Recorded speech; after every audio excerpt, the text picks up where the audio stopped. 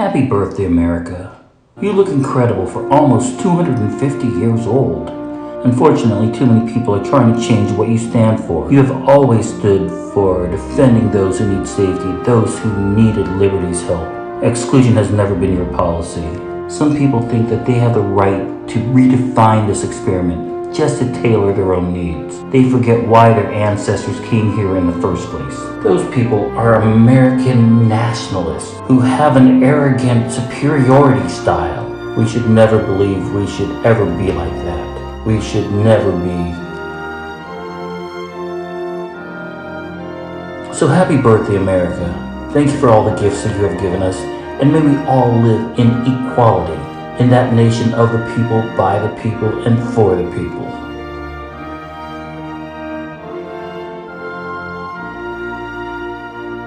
Oh, and let us never be so arrogant that we think that we are the only country on the planet with a 4th of July. I've checked other countries' calendars. They have a July 4th. They just don't shoot off cheap Chinese explosives for theirs. We've come a long, long way. I'm not afraid any longer. We've come a long, long way. Our love is getting stronger. We've come a long, long way, and the future's looking brighter. We've come a long, long way.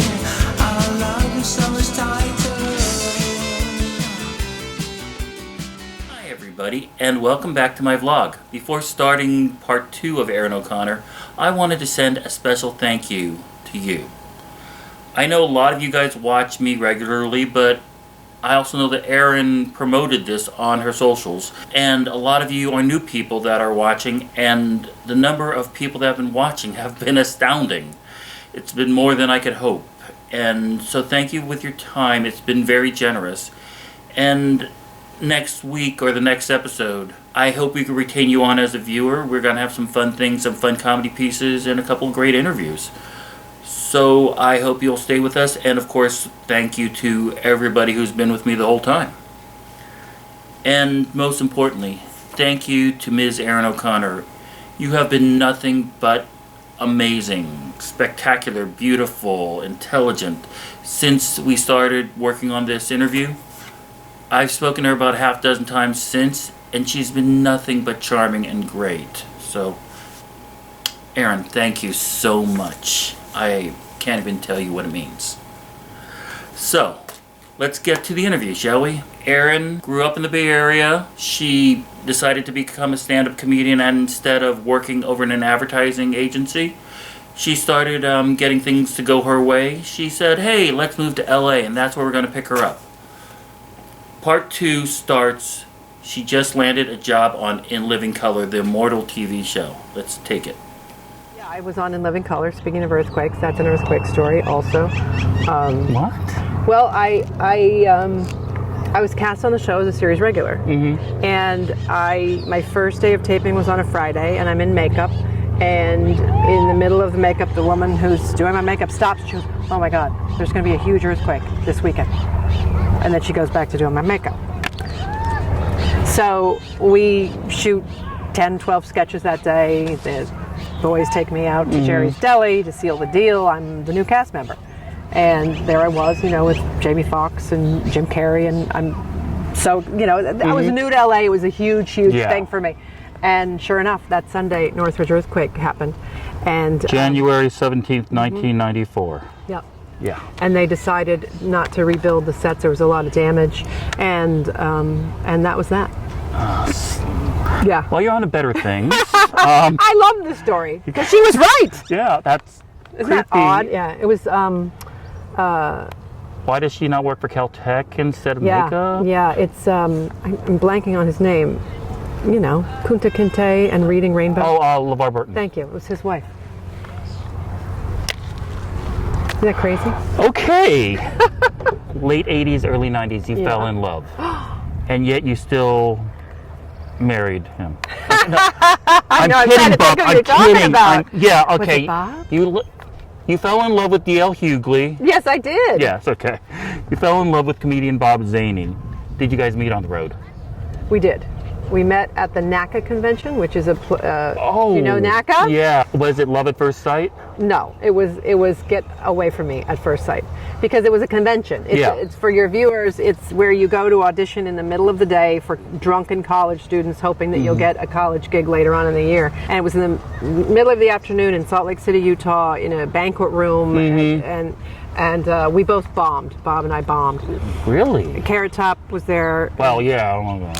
We followed him, but he did a joke in his act about having a wife and 2 kids. The next day we were checking out at the hotel, and I didn't know him, and he said, "Hey, I'll change my airline ticket if you agree to have dinner with me." And I said, "I don't think your wife and kids would appreciate that." And then I went on the road, and then I ran into him at a Christmas party, and he had all of his friends come up and say, Bob's not married. And then we were married 9 months later. Did you ever find there was a competition going on between you two? Very much so. Very much so. Would you consider there was a winner and a loser? No, I am not a competitive person. Okay. I believe that you can either create or you can compete. Competing was never something. I love prizes. I love trophies. I think winning is fabulous, but it was never my intention. My husband likes to be the best. And it's fine, honey. It's just our personalities are very different. Well, you have a trophy husband. So, I do indeed yes. have a trophy husband. When you two are writing your materials, probably separately, do you look at each other like, oh, I just saw something on the news, and you almost racing to come up with an idea on who can take it first? Nope, not. You really not so are that much. open to each other. No, he has a weekly radio show, and he does his topical stuff. But otherwise, he's very visual and kind of. He involves the audience quite a bit. We just have different styles, and he will run jokes by each other, but it's not competitive because it's nice that we have different styles. No. You took a break from stand-up for a while, and one of your passions is animals. Yes, very much so. You belong to so many different organizations. You post pictures of dogs that need a home. You deserve almost like a Nobel Prize for animals. I do love animals. We have no children. I find, I'm not a big fan of people. That's just the truth. So I think a lot of people who are not huge fans of people kind of gravitate towards animals. I love them. We've had them since before we were married. Cats and dogs, strays. We had a possum. One of our dogs, unfortunately, didn't. Yeah. And so I found a possum rescue in Long Beach, and I drove the possum down to Long Beach in a shoebox. And him, see, he's one of my rescues right here. Oh, that is? Yeah, he lives in my garage. Someone needs attention. Love him. Rescue work is really, really hard, and so I can't take credit for being one of those rescue heroes. But I do like to advertise dogs in need, but I don't. For a while I was doing the down and dirty, going to shelters and fostering and trying to find fosters, but there's a lot of bad eggs in the rescue world too. Yes. Are there any organizations that you would like to give a shout out to? Oh my gosh, yes. No Paws Left Behind. That one's nice. I hear really good things. Yeah, they're wonderful. Any independent, maybe breed-specific rescue group. Okay. It's so hard to say because they are just warriors. Oh, Dachshund Rescue LA. That woman is an amazing human being. But that's for you, in it, if you think about it. Yes, very much. Yeah. Your dog. Okay, I understand. Yeah, I should. Never thought about it. I'm glad you brought that up. Okay, let me just give you a scenario. Whatever you need. 2 o'clock in the morning. Okay. A spider's crawling on your bed. Last night, I captured a cockroach in a plastic cup and brought him outside. You actually did? I swear to God. Okay. I swear to God. Spiders, if an insect has the potential to hurt one of my dogs, I'm sorry. Okay. That's completely understandable. Yeah, and spiders, I can't have it. I can't have him because I sleep with my dog, and you know what I mean? So. And then there's that Bob thing. Exactly. Yeah. And that's where I draw the line, though. If it can harm something in my house, and I can't get it out safely, it's going to... Slap. Okay. I don't care for flies either. Besides animal support, you also claim that you are a lipstick vegan. I'd claim it. You know what? That is no longer true. Okay. I have yet to edit my, what is that called? Is it called like profile? Is it profile? I think it's funny. It is. I committed. I had a podcast that was about if it's possible to reduce your carbon footprint by being a vegan just 1 day a week. So that was my commitment. I was a vegan on Tuesdays and Fridays. I was really committed, and it kills me that it didn't work for me. It kills me. You could always go again. Well, no, it was bad. I got really sick, and I hate to say that because I have friends who are thriving and healthy, and I see these power athletes and triathletes and big hulking football players who are vegans, and they figured it out, but it didn't work for me. Yeah, and I got well, really, you have to really understand sick. roids are not under the same diet, so it's fine. What was the meal that brought you back to the meat community? It was my doctor that brought me back because I was not getting enough amino acids, and some you can get from plants. I know, but it was really bad. It was Now, not good for me. so what is your favorite meat food now? None, but Really? I eat them under protest. I eat poultry Okay. only. Don't worry, the goose won't know. I know, he's so cute though, and it really does kill me. So no extravagant, like I'm not going to ever eat bacon or escargot or liver. I don't understand why vegetarians and vegans are crazy about this Beyond Meat and Impossible Burger, because it's, it bleeds and it tastes like raw flesh. That does not make any sense at all to me, because if you're a vegetarian or a vegan, it tells me that you probably are compassionate about animals, so I don't get that. That's because when you cook it, it makes a nice Rorschach test on the bottom of your pan. I just don't get it. I don't get it. Bob, you got a guy who's smoking a cigar, always says, yeah, baby, and always is the manly man. Was he supportive of that? Extremely supportive.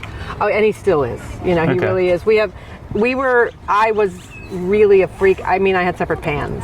Like, I don't want your meat spoon touching my broccoli spoon, that kind of thing. So it really did kill me. Did he still maintain his regular diet? Oh, yeah. Yeah. I cooked for him. That's the thing. I don't know how to cook meat because Been so long, yeah. Well, and I was a vegetarian in college, so it started when I was 18, and that lasted for probably 15 years, and then again I got sick and I started eating meat again. Now you started your comedy up again. I did. How is it different than the first time? What kind of rules?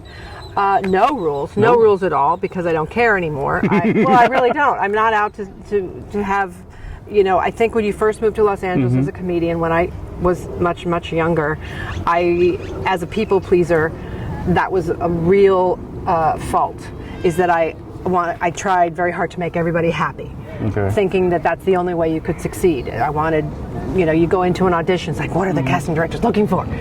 I was in that mindset quite frequently.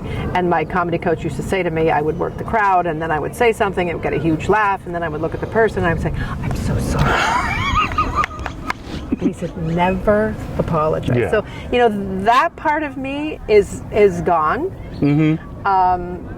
And I love to get laughs, but I'm much more willing to try and test and do new stuff and not really care, I mean, I'm not trying to toot my own horn, but at this point in my career, after 30 plus years, I know how to salvage this show. Like, I'm not going to just go down in flames because I'm trying all this new material and I don't understand why you people just don't understand it. I'll try, and then if they're not into it, I'll pull back and I can draw from. There is an assumption today that it's never been easier to get in comedy because of so many forms of media, stand-up, albums, YouTube.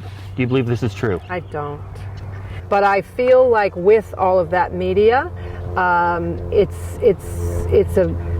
you can become an overnight sensation. Doesn't necessarily require a special talent or a skill. And I think that could be damaging to the craft. As I said, so I'm going to, feel legit about this. I really respect the craft. And I feel like a lot of people who are gaining notoriety might not respect the craft. So do you think that we're in the middle of another boom, or are we in another watered down? No, I think it's not sustainable. I think that people want to go into, like I said about my political jokes, I know why they don't work in clubs, because people don't want to hear it.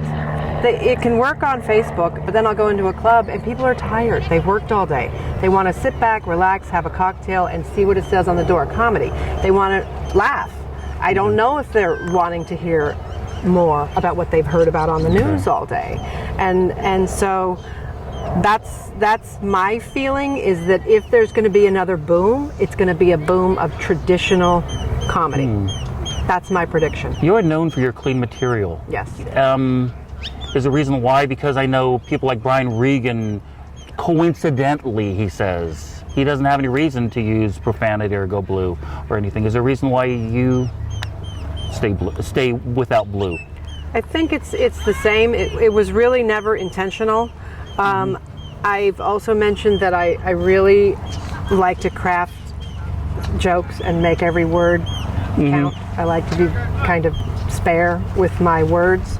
I don't think, am I allowed to swear here? Go for it. I just don't think what the fuck is a punchline.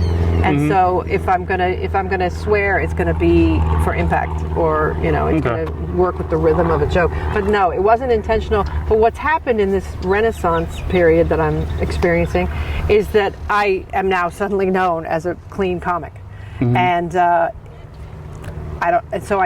kind of like that. I have a couple more questions about your passion, the most important passion of your life. Oh. What is more risky? An open mic or wearing Giants paraphernalia at Dodger Stadium? Oh my gosh. Oh, it's definitely wearing Giants, my colors, our colors. Yes. Yeah, without question. And I don't care. See, the old me would, I want everybody to like me, but now I wear it proud and loud at Chavez. Do you still support all Bay Area teams? No, I don't. Because I know you were Golden State until... Huge. Yeah. No, I support. You know what? I enjoyed that. I enjoyed the playoffs. Okay. Niners, Raiders, Sharks, SaberCats, if they still exist, San Jose Earthquakes? No, and I'm just saying it honestly. It's like my fake vegan. I think the next sport that I'm going to pay attention to will be football, thanks to my friend Diane Nichols, who knows. Oh, yes. Do we love Diane? Oh, yeah. Fabulous. And she's from San Francisco. She's a San Francisco native, and she knows everything there is to know about football. And so when I go on road trips with her, I'm just like, I can't wait for football season. I can't wait to hear what she's talking about. But I think I mentioned also my attention span is so short that it's really challenging for me to sit down for 3 hours on a weekend and do something. So I don't do tennis. I don't do golf. Which could last a lot longer than 3 hours. And I don't know how people do it. So I am a little bit selective. Yesterday, I had just looked out on this barren wasteland of the rest of the Giants season, and I thought, oh my gosh, we got to make it to October, right after the Warriors series. This year was all about March Madness for me. Okay. I went crazy for it. Now, I have something called the envelope of Erin. Not the envelope of shame. It's the envelope of Erin, which is could be, I don't care. There is a vivisection between the two. Okay. Did you say vivisection? Yeah. That's such a great dead animal reference. Thank you, Kyle. These are questions, I hope they're correct. I looked them up on the internet. And these are questions about your career or things that you were indirectly responsible for. See how many you know. I'm so intrigued. The first one is always the easiest. Okay. You grew up in Sunnyvale, California, and attended Homestead High School. Correct. What was your high school mascot? Mustang. Nice. So many surprising people do not get that. How? I don't know. I can still do our fight song. Go ahead. Oh, keep up the fight, Homestead team. There you go. I was on the drill team, so our hand routine was, I could do it, but our fight song was all right now. Notable alumni of the school are both Steve Jobs and Steve Wozniak of Apple. Correct. There was another famous alum named Dan Gordon. What is he an entrepreneur for? Gordon Beer Garden and Restaurant. I went to Hawaii with him in 1977, and his friend Pam Gordon. His sister Pam was at my show at the Throckmorton in Mill Valley in November. I'm surprised you knew that one. Oh my God, Danny Gordon? Okay, Danny Gordon and his sister don't know Pam? one has little Danny They're Gordon. Fabulous. Okay. In fact, Pammy Gordon has been such a wonderful, supportive comedy person to me. And when I was working in Sunnyvale, she was there with her mom, and she sent me up a shot of liquor while I was on stage. Wow. Yes. Dan and Pam Gordon. The best. Okay. Great family from Los Altos. Love them both. You played the role of horse donator Mandy Como in the 9th episode of the first season of CSI New York. Yes, I did. What was the name of the episode? Officer Blue. You're good. Am I right? Yes, you are.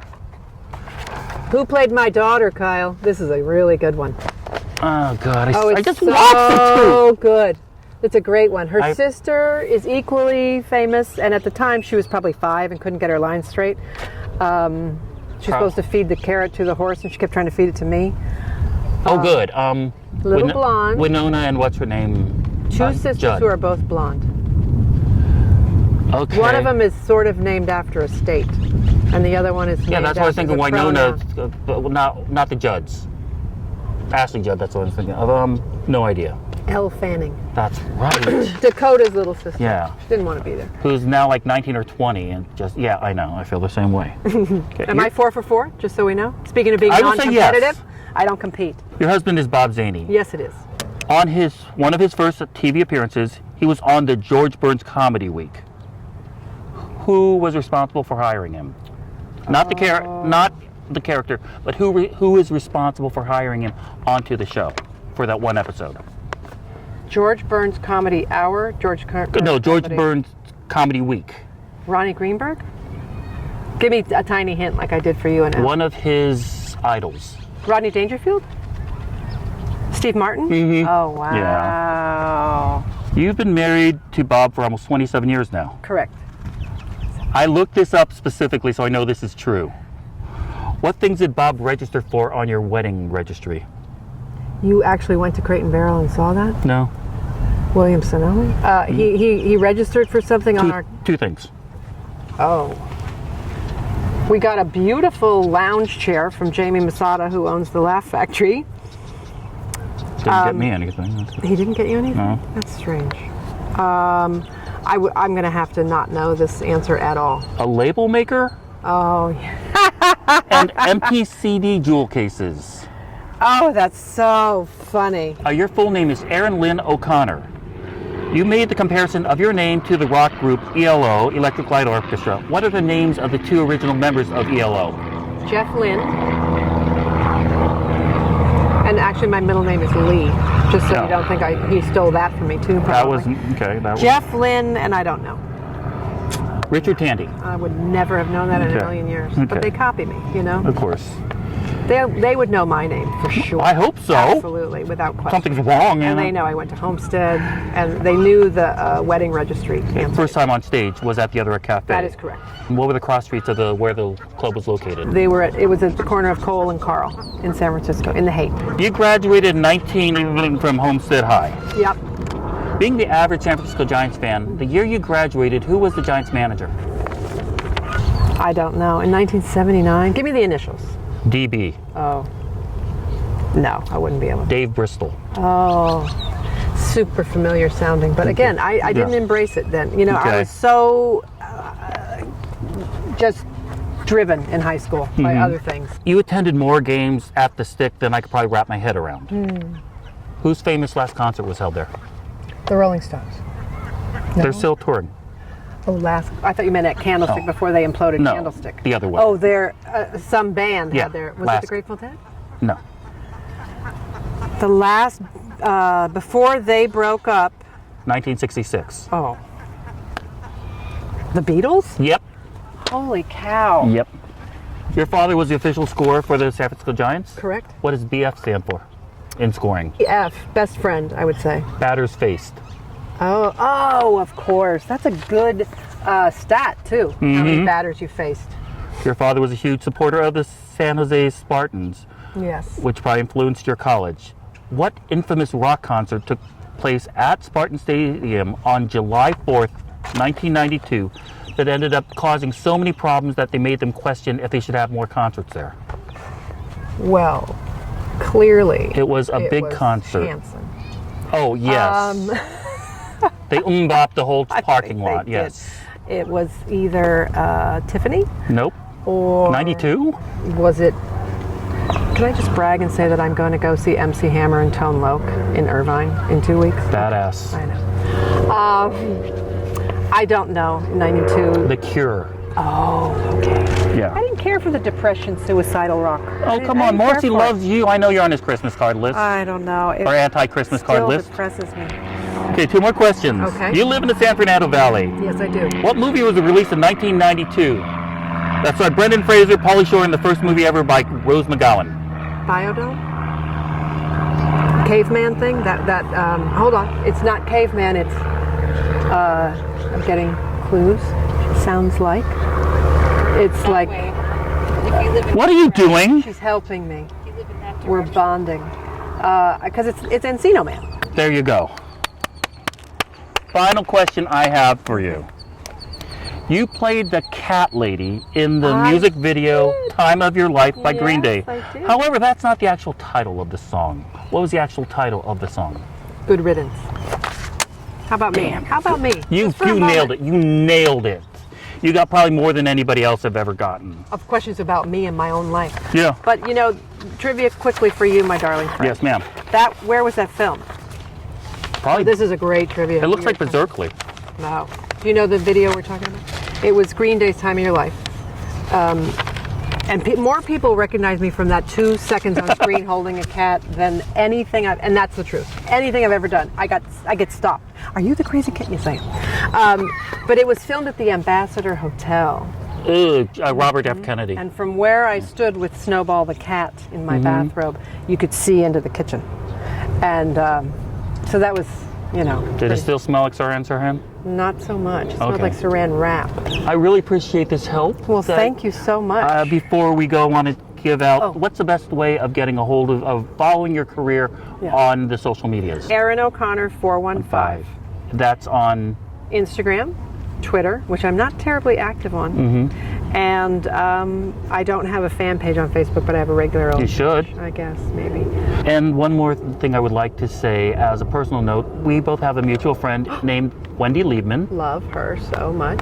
And she is finally getting onto her leg, taking physical treatments. Yeah. And I just want to say, Wendy, it's now been 7 months since you forced yourself in front of a car just so you didn't have to perform stand-up with Bill Maher in Maui on New Year's. That's right. Remember, that's when it happened. So we are saying, quit faking it. We know those are fake pins in your leg. Oh, my goodness. And stop and just do stand-up again because we both miss you. We miss you a ton, but she's doing great. She's Yeah. making huge progress, and she's itching to get back. She really is. God bless you. Okay. I love her.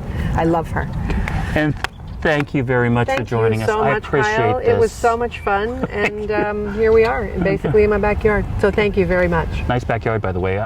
Tell Bob to rake up over there. He loves to rake. Okay. He loves to rake.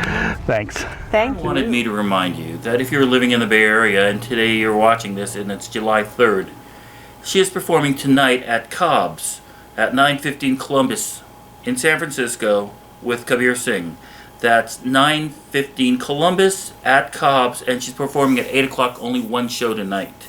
And later on this month, she will be performing a short set and serving as a judge for the Clean Comedy Competition to be held over at the legendary Ice House in Pasadena. The address is 24 North Mentor Street in Pasadena. Showtimes are 8 p.m. and the dates are going to be July 23rd, 24th, and 25th. She will be a judge for the competition. Also in attendance will be her husband, Bob Zany, and the legendary comic, the comedian's comedian, Jimmy Brogan. Before we go, I wanted to show you one thing. It's a big thing when there's a car chase in Los Angeles. It means all the news is going to preempt programming to show you a helicopter footage of a car being chased down the freeway. Well, this past Saturday was no different. There was a car chase that started in the San Fernando Valley and ended up south. It went down, I believe, the 5 and ended, of all places, Disneyland. It ended around the corner from Disneyland. And it became more of a clusterfest than anything, because everybody wanted to get footage of this car chase. And it seems ridiculous because it's pretty easy to get footage. I have my ways and I'll show you my footage. Here it is. As you can see, a car is just now going down Catella right here. And it's about to make a left hand. No, it's not, because it's going to get boxed in by another police car. And here it is, and now they're stopping. Really difficult, huh? That is my vlog again for this week. Thank you guys all for watching, and once again, thank you so much, Erin O'Connor. If you want to get a hold of me, I can be reached on the socials at Kyle Isao on Instagram and on Twitter. If you want to email me, I can be reached askkyliequestion@gmail.com. Make sure you like, subscribe, and do whatever you want to on this YouTube thing. I don't know how exactly it works. Press that button, I dare you. And more importantly, have a safe, sane, and fun 4th of July. Make sure you have all your appendages intact at the end of the events. And from Hollywood, that's a wrap.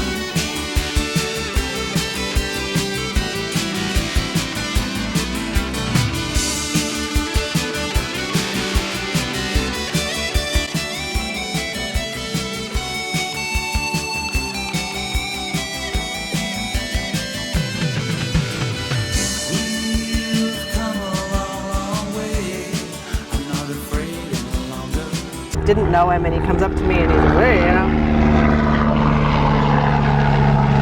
Thank you, Channel 4, for ruining my shot. Was that Colleen Williams? I think it was. It's Well- Fritz. It's Fritz Coleman. Look at that. It is. It is.